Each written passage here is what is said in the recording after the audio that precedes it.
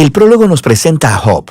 Se nos dice que él es un hombre recto e intachable, que honra a Dios. Es un tipo súper bueno. Y luego, de repente, se nos transporta al reino celestial, y Dios está en una audiencia con su equipo. Es una imagen muy común en el Antiguo Testamento que describe cómo Dios gobierna al mundo. Y entre los seres celestiales está una figura llamada Satanás, que en hebreo significa el acusador o el fiscal. Y es como si estuviéramos viendo la escena de un juicio. Dios presenta a Job como un hombre verdaderamente justo. Y luego, el acusador reta la política de Dios de recompensar a las personas justas como Job.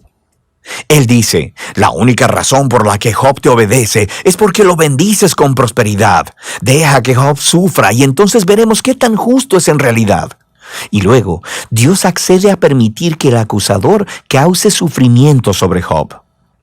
Ahora, en este momento de la historia es cuando la mayoría de nosotros nos preguntamos, ¿qué? ¿Por qué Dios hizo eso? Y luego, asumimos que este libro responderá a esa pregunta, ¿por qué Dios permite que las personas buenas sufran? Pero sigues leyendo y el libro no responde esa pregunta. Nada en el libro responde jamás esa pregunta. El prólogo está preparando las verdaderas preguntas que este libro quiere abordar. Preguntas acerca de la justicia de Dios y acerca de si Dios gobierna el mundo de acuerdo al principio estricto de la justicia. Y las respuestas a esas preguntas llegan conforme vas leyendo hasta el final del libro, no en el principio. La razón final del sufrimiento de Job jamás se revela. Algo que hay que tener en cuenta es que Job está en una montaña rusa emocional en estos poemas. Él pensaba que Dios era justo, pero ahora no puede reconciliar esto con su sufrimiento. Así que en algunos arranques, él acusará a Dios de ser un bravucón. En una ocasión incluso declara que Dios ha orquestado toda la injusticia en el mundo.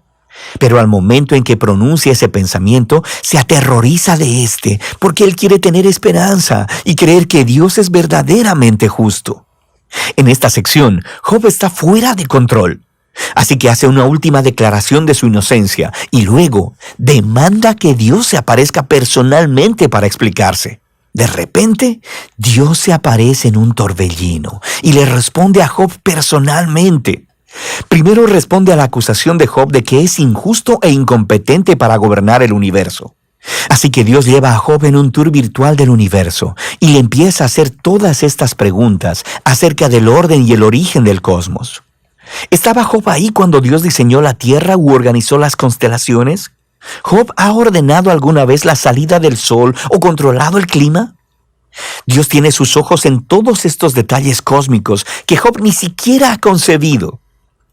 Luego, Dios empieza a entrar en detalles describiendo los hábitos de pastoreo de las cabras de montaña y de cómo los ciervos dan a luz o de los patrones de alimentación de los leones y los burros salvajes.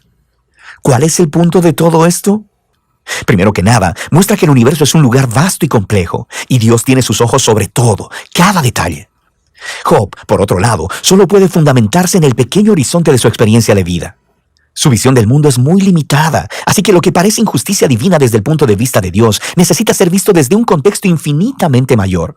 Job simplemente no está en la posición para hacer una acusación tan grande acerca de Dios. Y el hecho es que aplicar la justicia en un mundo como el nuestro es extremadamente complejo. Nunca es blanco y negro como Job y sus amigos parecen pensar, lo que lleva al punto final de Dios. Él empieza a describir dos criaturas fantásticas, Behemoth y el Leviatán, los cuales algunas personas piensan que son descripciones poéticas de un hipopótamo y un cocodrilo. Pero lo más probable es que se refieran a criaturas bien conocidas de la mitología del antiguo cercano oriente, las cuales se utilizan en otros lugares de la Biblia como símbolos del desorden y el peligro que existen en el buen mundo de Dios. Estas criaturas no son malvadas. Dios, de hecho, está bastante orgulloso de ellas, pero tampoco son muy seguras.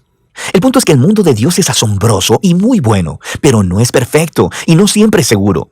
El mundo de Dios tiene orden y belleza, pero también es salvaje y a veces peligroso, como estas dos criaturas fantásticas.